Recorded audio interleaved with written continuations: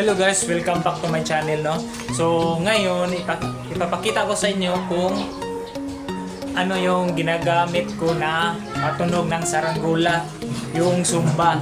So ang ginagamit ko guys, yung dalawang film yung ginagamit ko. Laminating film, yung hindi makapal. Ang isa yung film na sa camera, yung lumang camera. So ito yung ginagamit ko mga idol, no. Yung dalawa ito, kita ninyo na.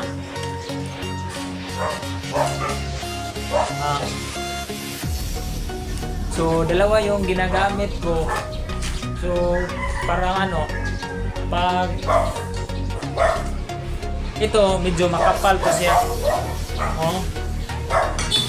Yung isa, yung laminating film, meron naman siyang makapal, pero yung ginagamit ko na thickness niya ay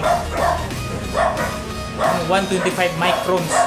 So 125 microns at saka yung 250 microns. Yung 250 microns pang ID na, pang laminate na sa ID. So mas maganda yung 125 microns kasi pag marunong kayong gumawa ng sumba, malakas yun kapag hinampas ng malakas na hangin. Kahit hindi malakas yung hangin, malakas yung malakas, mas malakas ito kaysa dito yung lumang kamera kasi makapal to. Isa lang yung thickness to. Ito tatlo, may 100 GSM at saka 125 at saka 250 microns. So ito lang yung ginagamit ko, yung nasa gitna, yung 125, kasi ito yung ginagamit ko palagi mga idol. So ito lang yung video natin na ipapakita, update lang tayo So abangan na lang ninyo sa susunod mga idol gagawa tayo ng tutorial ng saranggola.